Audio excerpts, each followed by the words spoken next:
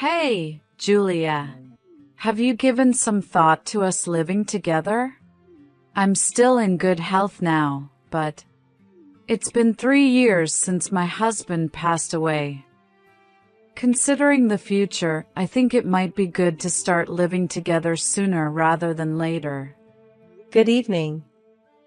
About that living situation. To be frank, at this point, adding one more person to our home is going to be quite tough. What? I heard from Hans that you recently quit your part-time job. If you wish to live with us, one condition is that you'll have to find a new job. Why should I have to work just to live with my own son and his wife? You too!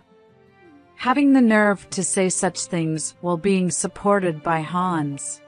I'm working as well. What can a mere part-timer say?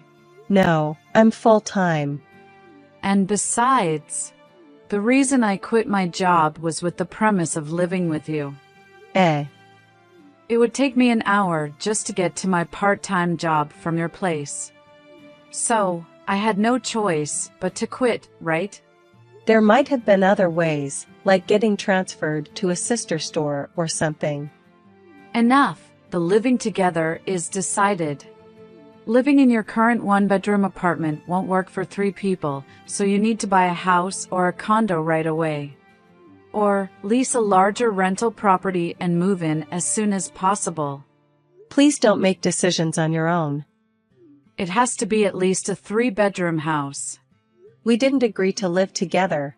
I will not accept any objections. I'll discuss it further with Hans, so start organizing your stuff. This is too arbitrary.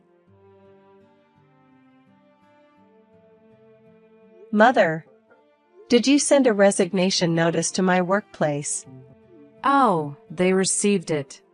So it was you. Why would you do something like that?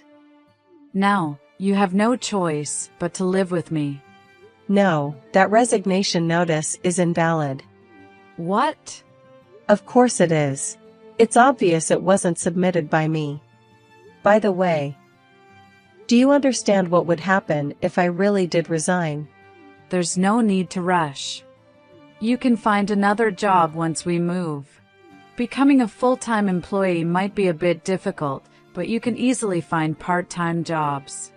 How can you be so laid back? Do you think we have that kind of savings? What?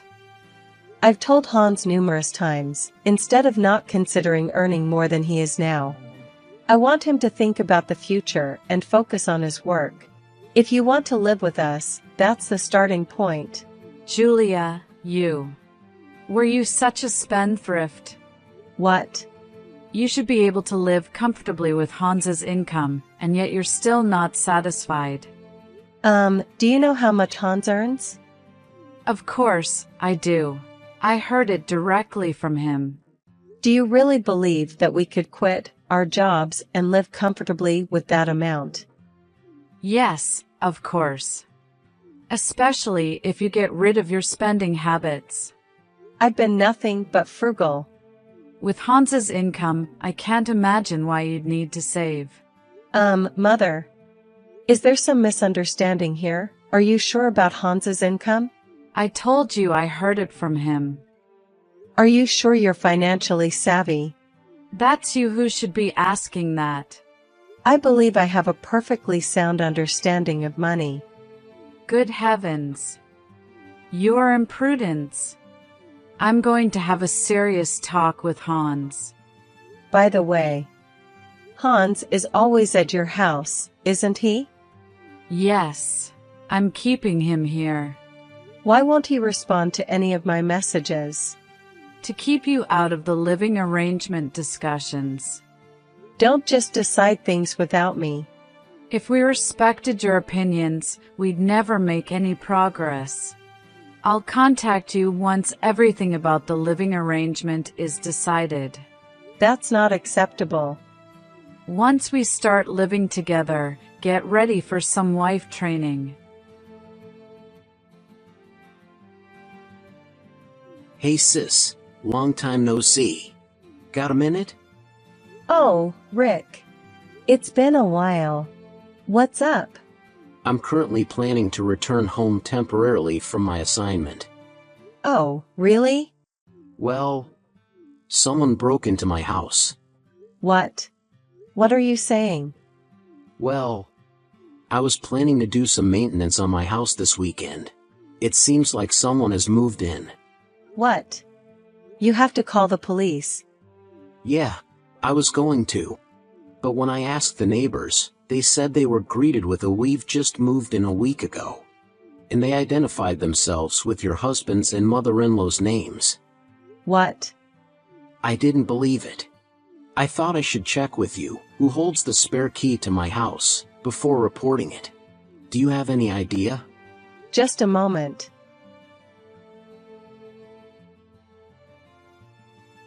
Sorry, we might have been tricked. What happened? The key I had in the safe is missing. The only ones who know the combination to the safe are Hans and me, so he might have taken it. Why would this happen? Actually, my mother-in-law has been pushing for living together. When I said that she would need to continue working as a condition of cohabitation, she said she already quit her part-time job, and if we live together, there's no need for her to work. What? Currently, you are barely making ends meet working full-time. And now, the jobless mother-in-law is thinking of moving in. I tried to explain this situation, but it seems like there's some fundamental misunderstanding. Crucially, Hans keeps going to his mom's house and ignoring my messages. We've been unable to communicate effectively for a while now. I see. So in essence, they're trying to coerce my stubborn sister into agreeing to live with them. And for reasons unknown, they've set their sights on my house as the place to move into. It feels like they're taking advantage of the fact that I, the rightful homeowner, am currently away on a 3-year assignment at a regional branch. That's probably what's happening. I'm sorry, Rick. I never thought they'd target the house you purchased. It's not your fault. So, what should I do next? Where are you right now, Rick? At a friend's house. I've secured a place to unwind, so I'm alright. Got it. I'll try reaching out to the mother-in-law. Depending on her response, we may have to prepare for the worst-case scenario. Mother.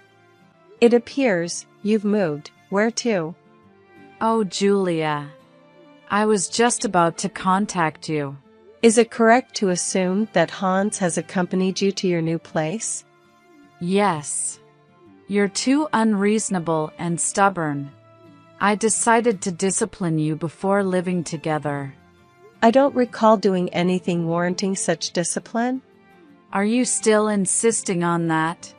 If you continue to be self-centered, you may have to consider divorce. I don't remember doing anything to warrant a divorce.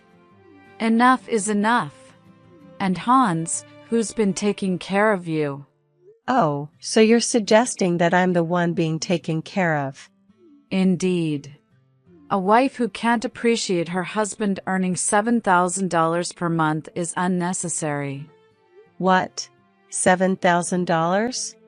If you don't like it, apologize sincerely and agree to live together. Of course, I'll let you know our new address afterwards. If you bow down and agree to live together, I'll tell you where we moved. Demanding a bow via messaging. Are you seriously expecting me to send a picture of me bowing down? Yes, that would be perfect. I refuse. What? I have no reason to do that. Julia, you're truly stubborn. Are you okay with Hans divorcing you? Yes. I'm tired. It's fine. What? It's okay to divorce a husband who brings home $700 a month. What? $700? Yes. Hans's monthly salary, after tax, is $700. He's just a part-timer after all. Wait a minute. Out of the blue, Hans's monthly salary is $7,000. Where did that number come from? I got it from Hans himself. When I asked about his monthly income, he showed the number 7 with his fingers.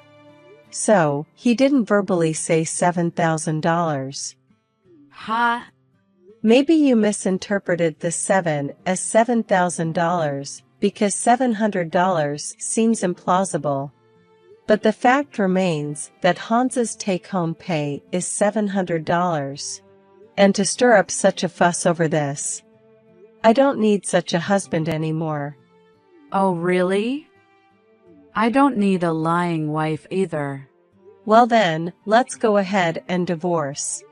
In fact, we're getting divorced. Sure, go ahead. And then Hans and I will live happily ever after in this 4-bedroom house that Hans bought for us. No. That house will be returned to its rightful owner. Ha! Returned? The real owner?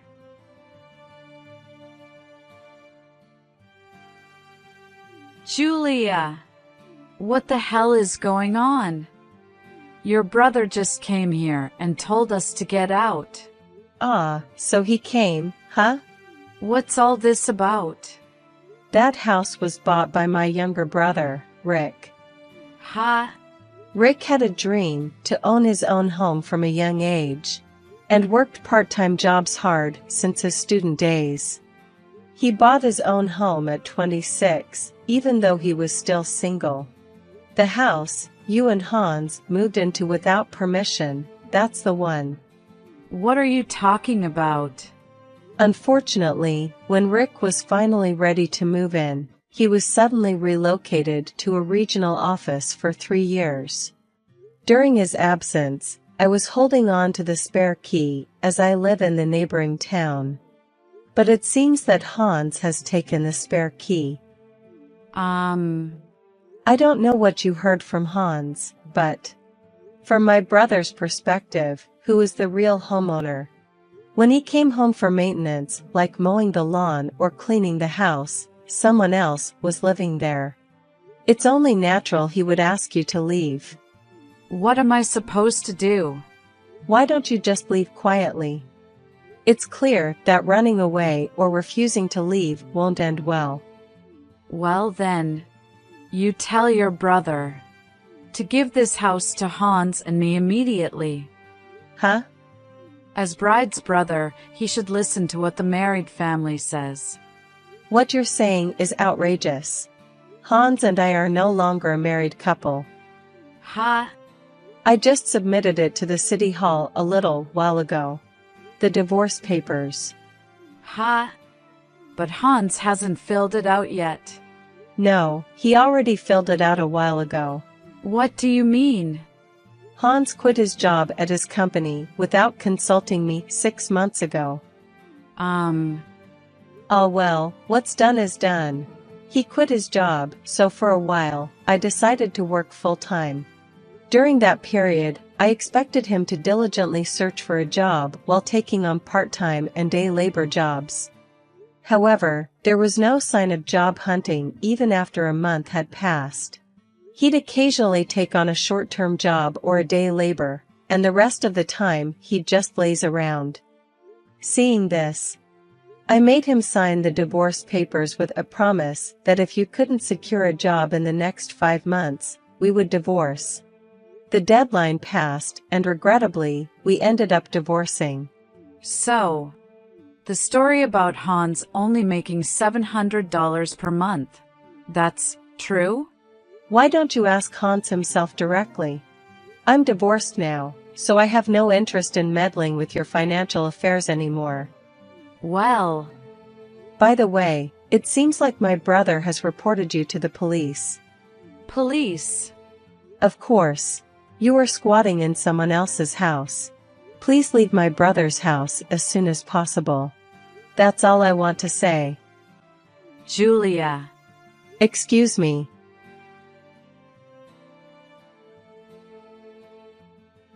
Hey sis, how's everything since then? Good. I found a place to move and started packing. Oh, I see. By the way, what are you going to do with that house? It's got a stain on it even before you could actually live in it. Oh right. That's why I wanted to contact you. The value of the property in that area has surged, and I can sell the house for almost the same amount I paid for it. Really? Considering the inconvenience fee or say, consolation money I got, I'll look for a better property once my job transfer period is over. Well, as long as you're not at a loss, that's good. Yeah, really. You're starting over from scratch too, sis, but hang in there. Thanks. I'll catch you later. I'll come visit your new place once the busy season at work is over. Sure. See you then.